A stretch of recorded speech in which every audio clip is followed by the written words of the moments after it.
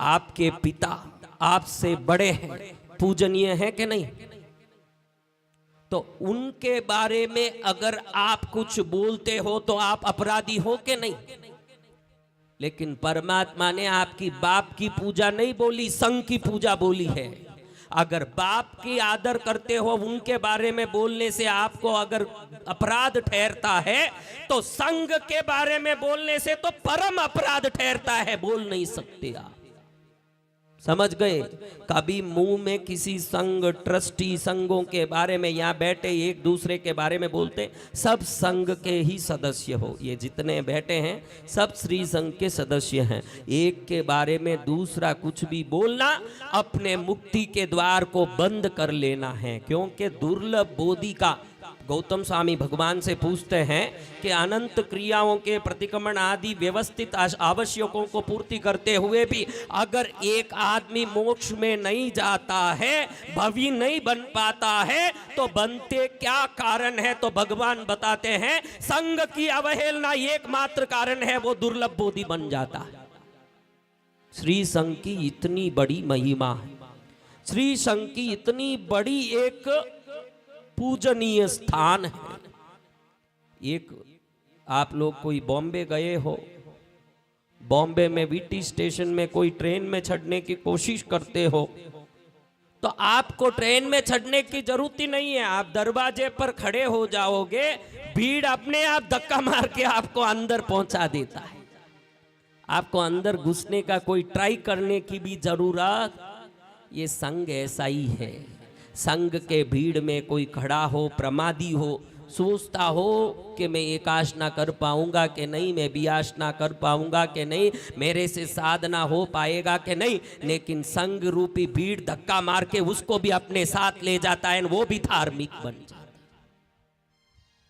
नहीं करने वाला भी अपने आप करने लगता है। 50 जनों में भाव आ गया तो 51वां व्यक्ति अपने आप तिर जाता है, उसमें भाव आता है। और अगर किसी संघ में प्रमाद योग्य लोग हों जो कुछ नहीं करते हों, तो करने वाला एक ही हो तो वो भी सोचता है कि कोई पोसा करने वाला ही नहीं है, तो मेरे से अकेले हो पाएगा कि नहीं, मेरे को व्यवस्था मिलेगा कि नहीं।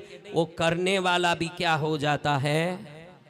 इसीलिए ये ऐसा ट्रेन है, अगर कोई धक्का मारे तो वो अंदर पहुंच जाए, न धक्का मारे तो बाहर निकल जाए। ये श्री संघ की महिमा है। सामूहिक रूप में जो क्रिया होती है वो सर्वश्रेष्ठ होती है। सामूहिक भक्ति का अपने आप महिमा है। देखो कैसा पावन तीर्थ कृष्णगिरी का क्या कहना, विश्व विख्यात है। क्या बॉम्बे, क्या दिल्ली, क्या कलकत्ता, क्या लंदन, कहीं भी जाके पूछ लोगे तो सब कृष्णगिरी को तो अच्छी तरह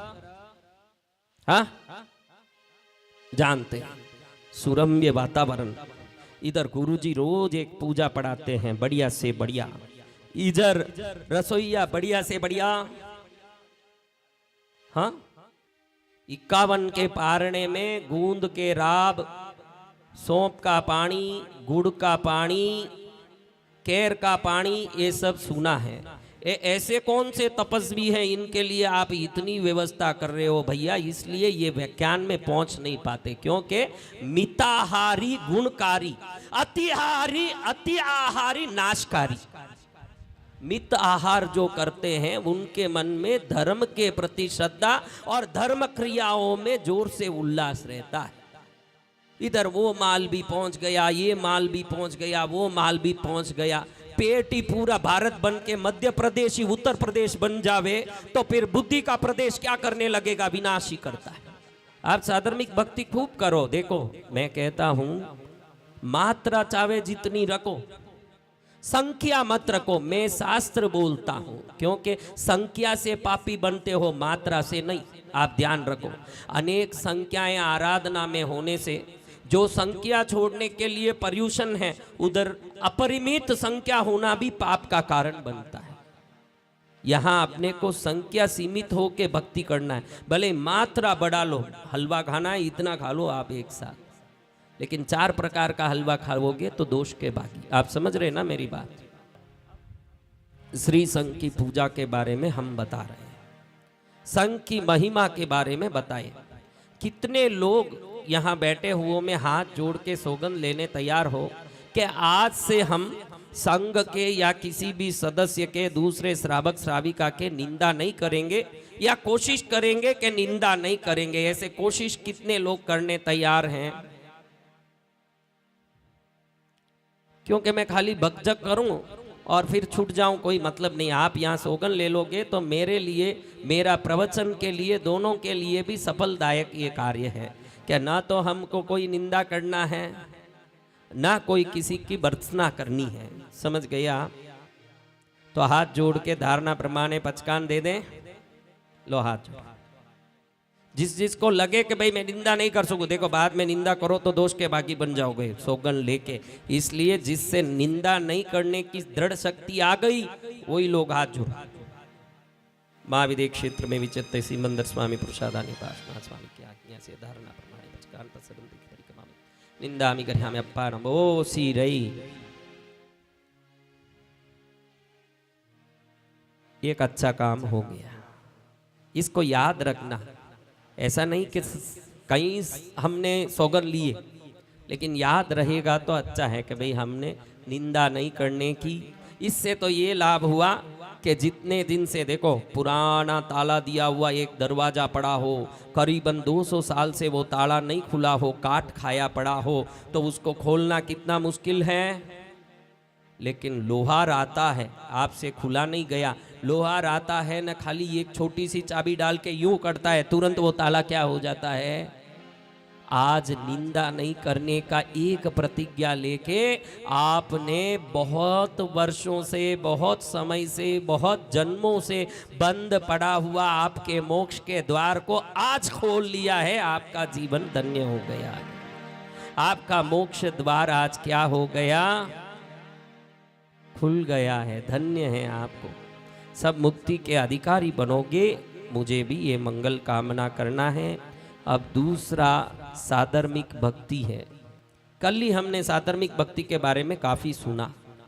क्या सुना बोलो? कल साधर्मिक भक्ति का बहुत सुना ना, बताया ना मैंने कि एक छोटा बच्चा अपने गुरु महाराज को बोलता है कि गुरुदेव आप कब प्यार करेंगे, आपके रहने के कारण हमको रोटी पानी नहीं मिल पा रहा है। साधर्मिक की भक्ति सर्वश्रेष्ठ भक्ति। उस जमाने में साधर्मिक भक्ति करने वाले लड्डू में हो, किसी चीज में सोने का सिक्का, अंगूठी वगैरह रख के फिर साधर्मिक भक्ति में भोजन में बुला के उसमें रख देते थे, ताकि लोगों को मालूम नहीं पड़े कि इसकी सहायता की, और उसका भी सम्मान रह जाए और उसकी आपूर्ति भी पूर्ति हो जाए।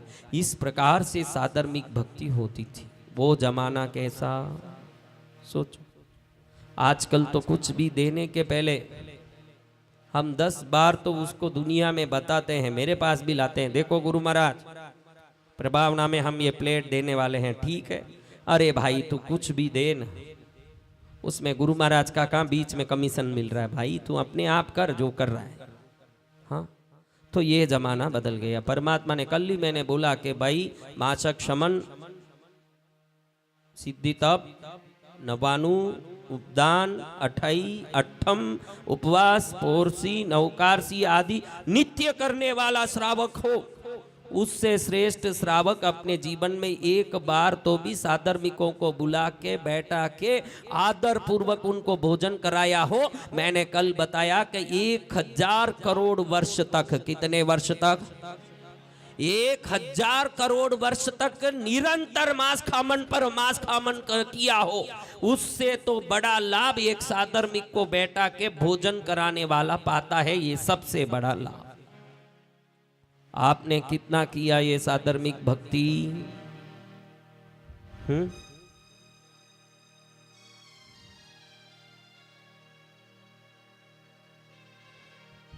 अब क्या बोले, आप कोशिश करें कि आपसे साधर्मिक भक्ति होती हो। आज के जमाने में साधर्मिक की भक्ति तो दूर की बात, अपने रिश्तों की ही भक्ति आपसे नहीं हो पाती। साधर्मिक की भक्ति तो बहुत दूर की बात। रिश्ते वाले रात में आ गए हों, द्वार खटखटाया हो, दरवाजा खोल के चेहरा बोलता है पधारो सा पधारो घना दिनों पधारिया। मन कहता है कि नालायक आधी रात में कई लिए आया होगा। हाँ, अपनों से ही अपना मन सिकुड़ गया है तो साधर्मिकों की तो बात बहुत दूर की। हाँ, ननंद फोन करती है भाभी को, भाभी राखी भेजी हूं, मिल गया ना आपको, भैया को शुभ मुहूर्त में मेरी तरफ से बंधवा दीजिएगा, भूलिएगा मत। अगर कल तक आपको नहीं मिला तो मैं खुद पहुंच जाऊंगी राखी पर। अगले दिन भाभी खुद ननंद को फोन करती है, आपकी राखी पहुंच गई भाई, पोस्ट पहुंच गया, मैं अच्छे मुहूर्त में बंधवा दूंगी, आप चिंता मत करना। ननंद कहती है, भाभी मैंने राखी तो भेजा ही नहीं, मैंने तो ऐसे ही बोला, और आपको पहुंचा कैसे, आपको मिला कैसे? हाँ, नहीं तो वो बांधने आ जाएगी। जिसके आने से आनंद नहीं आता हो, जिसके आनंद से ना आवे आनंद, वो ननंद है। ना आवे आनंद वो कौन? हाँ, लेकिन आप ध्यान रखना, हर एक भाभी दूसरे किसी की ननंद है। अपने ननंद के लिए आपके मन में ये अतृप्त भावना है तो आप भी किसी के लिए अतृप्त बनने वाले हो, क्योंकि सांस भी कभी, ये ध्यान रखना है। आपको भी ये ध्यान रखना है कि हर पद आपके भी लागू होते हैं, ऐसा नहीं कि पद किसी दूसरों के लिए है। तो सावधान होके ही भक्ति करना। उस जमाने में पालीतना जाते हो, नागेश्वर जाते हो, संकेश्वर जाते हो, तो उस जमाने में गाड़ियां नहीं थी। जब गाड़ियां नहीं होने के कारण लोग पैदल जाते थे, जिनेश्वर की भक्ति करते, आराधना करते, पैदल रात में जहां मिल गया जगह वहीं सो जाते, आगे चलते रहते। ऐसे चलने वाले तीर्थ यात्री जिनेश्वर के भक्तों की व्यवस्था के लिए उस जमाने में घर के बाहर चबूतरे लगे होते थे, ताकि वो यात्री वहां विश्राम कर सके और आगे अपनी यात्रा को सुरक्षित ले जा सके। ये चबूतरे जितने घरों के बाहर थे, ये दूसरे यात्रियों की अतिथि सेवा के लिए ही होते थे। लेकिन आजकल तो हमने कंपाउंड बनाया, गेट बनाया, गेट को ताला ठोका, ताले के बाहर एक बोर्ड भी लगा दिया, क्या? कुत्तों से सावधान। क्या? अब मेरे मन में विचार आता है कि कुत्ता तो एक होता है, तो एस पर व्याकरण या व्याकरण के नीति से, ग्रामर के हिसाब से बीवेयर ऑफ डॉग आना चाहिए, कुत्ते से सावधान होना चाहिए, कुत्ते से सावधान। लेकिन यहाँ लिखा होता है कुत्तों से सावधान, क्योंकि जो अतिथि सेवा करने नहीं जानता है वो कुत्ता ही है, तो वो अपना नाम भी साथ लिखता है, कुत्ते से सावधान नहीं लिखता। वो क्या लिखता है? वो बाकी सदस्य कौन है सब घर में? हाँ, कौन है? तो आप घर देखो, महिलाओं, बहनों, माताओं, आप सब मेरी पूजनीय माताएं हैं। आपको मैं हाथ जोड़ के निवेदन करता हूं कि घर आपसे चलता है, इनसे नहीं। ये द्रव्य के उपार्जक हैं, आप द्रव्य के निर्वाहक हैं, ध्यान रखना। ये द्रव्य के सिर्फ उपार्जन करते हैं, इनको मालूम भी नहीं कि घर में क्या होता है। कुशाल चंद जी को कुछ भी मालूम नहीं है कि मेरे घर में क्या चलता है, दुकान में बैठे हुए हैं। मालूम पड़ता है वो बहन को जो इनकी श्रीमती है, घर में आए हुओं की वो क्या व्यवस्था कर रही है, किस प्रकार से आदर कर रही है, ये सब महिलाओं पर निर्भर है। आपको हाथ जोड़ के कहता हूं, घर में कोई भी आ जाए ना, आप इतना ही समझ लेना कि मैं सबरी हूं और सामने आए हुए राम हैं, बस तुम्हारा बेड़ा पार हो जाएगा। वो सबरी राम के लिए कितने ही वर्षों तक झूठे बैर खा खा के कहीं खट्टे नहीं दे दूं, इसलिए चाब चाब के मीठे मीठे झूठे बैर रखी थी, राम प्यार से ले लिए, क्योंकि वहां सेवा की जितनी महत्वता थी, इतना महत्व वस्तु का नहीं था। राम समझ गए कि इसके प्यार के मिठास के सामने बैर का मिठास कोई काम का नहीं, मुझे प्यार मिल रहा है। तो आप आने वालों के लिए अगर सत्कार की भावना रखेंगे तो श्रावक की कमाई पुण्य की कमाई बन जाएगी और उनका जीवन भी सफल हो जाएगा। कमाया हुआ भले ही लाके आपको राशन के रूप में, वस्तु के रूप में वो सुपुर्द करते हो, लेकिन सुपुर्द किए हुए वस्तुओं की आदर सत्कार आपके हाथ में है। अगर आप किसी अतिथि को भोजन करा भी लें, व्यवस्थित करा भी लें, लेकिन मन व्यवस्थित नहीं रहा उस समय, तो कराया हुआ बेकार। थाली में तो घी पड़ रहा है, अनाज पड़ रहा है, व्यवस्थाएं पड़ रही है, लेकिन मन में झुलरियां पड़ती हो तो फिर वो किसी काम का। तो आपको ही खास कहना है कि अतिथि सेवा विभाग ज्यादातर आपकी तरफ से होता है। आपका मन अगर बड़ा होगा और आपके मन में अतिथियों के प्रति प्रेम होगा, तभी सब काम क्या होंगे। तो वो श्रावकों की नीति नहीं है, श्राविकाओं की नीति है। श्राविकाओं को इस चीज में ध्यान रखना है कि आने वालों का सत्कार अंतर भावना से हो। वस्तु भले कुछ भी हो, झूठे बेर भी हो जाएं, अगर भावना श्रेष्ठ हो तो वो तो सर्वश्रेष्ठ पदार्थ है। अगर घी बाटी भी हो और मन सिकुड़ा हुआ हो तो वो वस्तु जहर के समान है। तो अतिथि संविदा विभाग को देखते हुए मैं आपसे निवेदन करता हूं कि साधर्मिक भक्ति को प्रभु भगवान ने भी बहुत बड़ा महत्व दिया है। आप लोगों ने कल पुनिया श्रावक के बारे में सुना, कई श्रावकों के बारे में कल भी मैंने बताया कि दुनिया में अगर कोई श्रावक, मैंने कल ही एक बात बताया कि माता पिता भाई बहन, मामा मामी बुआ भरोसा भतीजा साला जीजा आदि रिश्ते तो विश्व के कीट पतंग के भी होते हैं, लेकिन जिनेश्वर के आराधक हो सिर्फ उसी को साधर्मिक मिलता है। बहुत दुर्लभ ये रिश्ता है।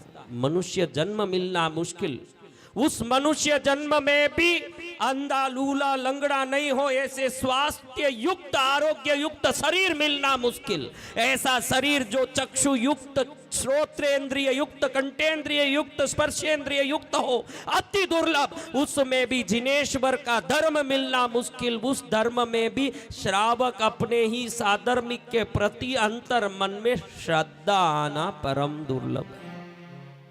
तो ये दुर्लभ कार्य को आप जरूर जीवन में करके अपने जीवन को सफल करें। यही मंगल कामना करते हुए मैं आज दूसरे कर्तव्य को पूर्ण करता हूं।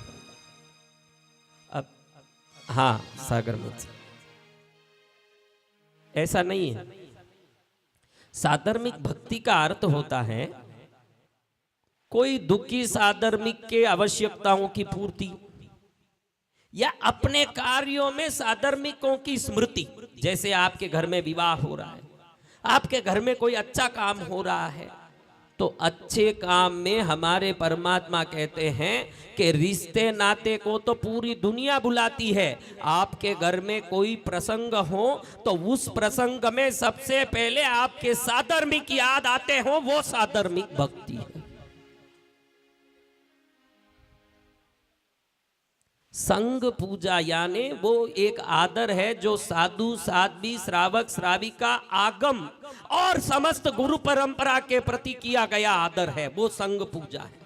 इसमें पूजा और भक्ति के शब्द को रोटी से मत तोलिए। अगर आपके साधर्मिकों में किसी को घर नहीं है, भाड़े के घर में तड़प रहा है और आप बहुत बड़े श्रीमंत हो, तो आप उसको एक घर दिला दो तो वो साधर्मिक भक्ति हुई।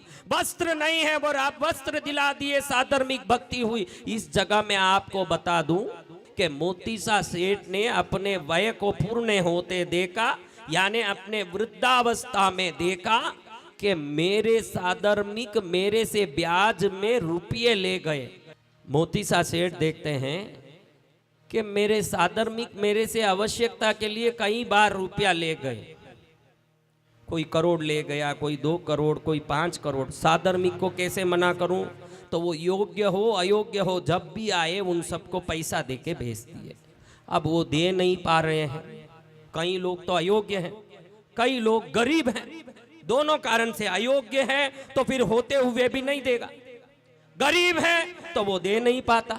तो तो किसी भी कारण से मेरे साधर्मिकों का पतन नहीं हो जाए, इसलिए मोती सा सेठ ने एक बहुत बड़ा जिम्मेवार रखा, होना करके सबको बुलाया, बहुत बड़ा भोजन रख के सबको इकट्ठा करके बोला कि मैं इसलिए आज ये भोजन करवा रहा हूं ताकि आपको ये सूचना दे दूं कि मैं जो भी आपको दिया हूं वो संपत्ति आज से आपकी हुई, ताकि आप पतन की ओर नहीं जाएं, आप सुखी रहें, इसलिए पूरे कर्ज में माफ करता हूं। ये बोलने के लिए आज ये भोजन रखा।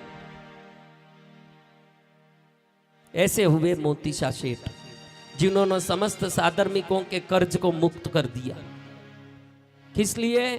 ताकि वो ये कर्ज देने के लिए जन्म कहीं ले लेके वापस पतन की ओर, क्योंकि जो लिया है उसको देना पड़ेगा, ये कर्म का नियम है। और ये देने के लिए कई जन्म लेके ठोकर नहीं खाना पड़ जाए, और इसलिए उन्होंने क्या कर दिया। अभी की बात बताऊं, शंकेश्वर में दो व्यक्ति एक ही गांव से हरदम पूनम भरने जाते थे। एक व्यक्ति ने भावोल्लास में 2 करोड़ का उधर कोई चढ़ावा बड़ा ले लिया शंकेश्वर तीर्थ में। अभी की बात बता रहा हूं, ये कोई मोती सा के समय की बात नहीं। फिर हर पूनम में जाते समय दूसरा जो साथ जाता है वो भाई देखता है कि ये मेरे साथ जो चले, ये भावा तिरेक में 2 करोड़ का चढ़ावा ले लिया, 2 लाख भी देने की योग्यता मेरे साथ ये पूनम भरने चलता है, ये मेरा साधर्मिक बंधु है। अगर ये दे नहीं पाए और शंकेश्वर दरबार में जाने के बाद में भी पतन में जाएं तो अपमान मेरा भी, शंकेश्वर दादा का भी और धर्म का भी है। तो 2 करोड़ रुपया ब्याज सहित तो उस भाई ने इस भाई का भर दिया शंकेश्वर के पेड़ी। अभी की बात है, कोई आज मोती सा के जमाने की बात नहीं। आपके मन में कितनी साधर्मिकों के प्रति प्रेम है। सागरमल सा साधर्मिक भक्ति का अर्थ ये नहीं कि बुला के भोजन करो, भोजन कराओ, उसका अर्थ तो इतना ही हुआ, अपूर्ति जहां दिखती है आपके साधर्मिकों में उस स्थान को पूर्त करना, वस्त्रों से, वाहन से, व्यवहार से, उपचार से, कई प्रकार के औषधि आदि चीजों से। घर दिला सकते हो, गाड़ी दिला सकते हो, द्रव्य दिला सकते हो, कुछ भी कर सकते हो। मैं इतना जरूर आपको आज एक छोटी बात बोलना चाहता हूं। जिसको क्रिकेट पसंद आता है, सीधी सरल बात है, आप समझ जाओगे आप। जिसको क्रिकेट पसंद आता है उसको सचिन तेंदुलकर पसंद नहीं आवे हो ही नहीं सकता। यानी जिसको क्रिकेट पसंद आता है उसको क्रिकेटर पसंद आएगा, जिसको एक्टिंग पसंद आता है उसको एक्टर पसंद आएगा, जिसको राजनीति पसंद आता है उसको राजनेता पसंद आएगा, जिसको धर्म पसंद आता हो सच्ची में तो उसको स्वधर्मी पसंद आना ही चाहिए। अगर नहीं आ रहा है तो अभी तक आपने धर्म नहीं सीखा है। एक्टिंग पसंद है तो एक्टर पसंद आता है, क्रिकेट पसंद है तो क्रिकेटर पसंद आता है, राजनीति पसंद है तो राजनेता पसंद आता है। आपको जिन धर्म अगर सच्ची में पसंद है तो आपको स्वधर्मी भी पसंद आना चाहिए, अन्यथा धर्म का ढोंग है, ये धर्म नहीं। सीधी बात, आपको सच्ची में दिल में धर्म पसंद है तो स्वधर्मी पसंद आना ही चाहिए। एक्टर क्यों पसंद आता है? एक्शन पसंद आता है। दारू पसंद आ गया तो शराबी साथ में दोस्त बन जाएगा। अगर आपको थोड़ा भी दारू पसंद आता है तो आपका दोस्त कौन होगा? सट्टा पसंद आ गया तो आपका दोस्त कौन होगा? तो अगर दिल में सोच के देख लो कि आपको सच्ची में धर्म पसंद आया होता तो आज तक ये सब धर्मी पसंद आ जाते। क्योंकि जिसको जो पसंद आता है उन संबंधी व्यक्ति को पसंद आना ही पड़ेगा। अब क्या बोलूं ज्यादा भाई, मैं क्या बोलूं। स्वाधर्मिक की भक्ति करो, इतना ही बोलो। कोई अपूर्ण है, कोई अपूर्त है तो उनको पूर्त करना हमारा धर्म है, हमारा कर्तव्य है। तो कर्तव्यों का पालन करो। खूब आनंद हो भाई, खूब मंगल हो। हम ज्यादा क्या बोलें, अब समझ आ गया ना बात। नागपुर अपने दीपक भाई का गांव, वहां से पालीतना के लिए बढ़िया सा एक छरी पालित संघ निकला। पालीतना में वस्तुपाल स्वयं उसके स्वागत के लिए खड़े हैं। आने वाला संघ, उस संघ की व्यवस्था करने के लिए वस्तुपाल स्वयं खड़े होकर के हाजिर हुए हैं कि संघ आवे तो मैं स्वागत करूं। गाड़ियां, घोड़े, हाथी, रथ बड़े धूम से निकल के आ रहे थे, तो उसकी धूड़ी कई योजन तक लंबा चल के निकल रहा था। तो वस्तुपाल और साथियों के सभी के चेहरे में धूल उड़ के जा रहा था, तो कोई वहां खड़ नहीं सकता था, आंखों में आंधी के कारण धूल जा रही थी।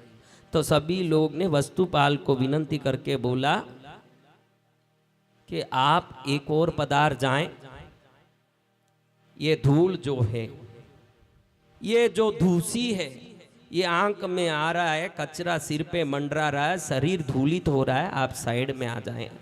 वस्तुपाल ने बोला कि किसी तीर्थंकर को तो मुझे ढूंढ के जाके वंदन करना पड़ेगा, किसी गणधर को तो मुझे ढूंढ के जाके वंदन करना पड़ेगा। अपने आप अपने पद धूलि से मुझे सिंचित करके धन्य बनाने के लिए साधर्मिक रूपी भविष्य के तीर्थंकर, भविष्य के गणधर, भविष्य के उत्तम आचार्य भगवंत आदि स्वयं संग लेके मेरे पास धूल उड़ाते आ रहे हैं। मैं सरकने वाला नहीं, मैं इस तरफ उस तरफ जाने वाला नहीं हूं, क्योंकि स्वयं सामने आके मेरे को सिंचित कर रहे हैं अपने अभिषेक से। वस्तुपाल ने बोला। एक सेठ ने, आप जैसा ही भावुक सेठ था, उस सेठ ने भोजन की व्यवस्था की, साधर्मिक की भक्ति। आप समझ जाएंगे इस बात से, जैसे पहले बताया, आप समझ गए कि जिसको धर्म पसंद होगा उसको धर्मी पसंद नहीं होगा क्या? सीधी बात। हाँ, अगर धर्म सच्ची में पसंद है तो कौन पसंद आना चाहिए मेरा साहब? एक सेठ जबरदस्त एक भोजन की व्यवस्था किया। भोजन में सब लोगों को स्वयं हाथ पकड़ पकड़ के लाके साधर्मिक भक्ति कराया। 2 श्रावक देव पूजा में रहने के कारण बहुत विलंबित हो गए, तो सेठ उनकी भोजन नहीं करा पाया, क्योंकि वो खड़ा रहा, बहुत देर देखा, आए नहीं, तो वो अंदर चले गया। तो वो 2 भाई भोजन कर नहीं पाए, वो निकल गए मंदिर में पूजा करके, वहीं से सीधा निकल गए। फिर एक गीतार्थ ज्ञानी पुरुष महान पहुंचे, तो वो दोनों दूर जा रहे थे, तो सेठ को बता के पूछे कि इनको आपने साधर्मिक भक्ति नहीं कराया? तो सेठ बोले कि भाई ये तो बहुत देर खड़ा रहा, ये आए नहीं, और मुझे विलंबित होने से उनको बुलाने की इच्छा नहीं हुई। तो वो ज्ञानी पुरुष, महापुरुष जो केवली थे, उन्होंने कहा, अरे ये जो 2 जा रहे हैं, मैं अपने केवल ज्ञान से देख रहा हूं, भले ही वो विलंबित हो गए, लेकिन इसमें एक भावी तीर्थंकर है न दूसरा भावी गणधर है। अब ये सुन के उसके मन में कितना दुख हुआ होगा, ये सोचिए कि मैंने एक बढ़िया तीर्थंकर की आराधना छोड़ दी। साक्षात तीर्थंकर, अपन तो प्रतिमाओं को वंदन कर रहे हैं, एक साक्षात तीर्थंकर की आराधना चूक गई मेरे से, और एक साक्षात गणधर की आराधना चूक गई मेरे से। अब आप सोच लेना कि जीवन में कोई भी साधर्मिक की भक्ति करने चूक गए, कहीं आप किसी तीर्थंकर की भक्ति से तो नहीं चूक गए, कोई गणधर की भक्ति से तो नहीं चूक गए। इस आशय से जीवन को साधर्मिक भक्ति में लेके चलना, क्योंकि रहने वालों में कल ही मैंने आपको बताया कि जानजन शाह ने सारंग देव राजा को कहा था कि तू 2500 लोगों को भोजन के लिए बुला रहा है, लेकिन मेरे पास जो 2.5 लाख हैं वो सब समान है, कोई बड़े छोटे नहीं होते। साधर्मिक साधर्मिक होता है, साधर्मिक में रंक राजा नहीं होते। कुमार पाल हो, उसके कचरा निकालने वाला हो, दोनों क्या हैं? हाँ, साधर्मिक सब समान है। तो साधर्मिक भक्ति के लिए कितना कहूं आप में, एक दूसरे, देखो आगे बताऊंगा। अब पहले एक छोटा साधर्मिक भक्ति कर लेते हैं, सब कराऊं? सब तैयार हो? बिना पैसे का फोगट की भक्ति। यहाँ भी पैसे बोलो 1000 बाजू वाले को दो, तो कई लोग तो लिखा हुआ फार्म फाड़ के दौड़ जाएंगे। तो ऐसा कुछ नहीं है। जो पास में बैठे हैं उनको एक बार पहले आपके, एक बार तो पहले श्री संग पूजा करते हैं। क्या करना है? इधर सामने देख के हाथ जोड़ के मतेन वंदामी बोलो पहले। अब आसपास में जितने बैठे हैं एक दूसरे को देख के प्रणाम जय जिनेंद्र बोलो।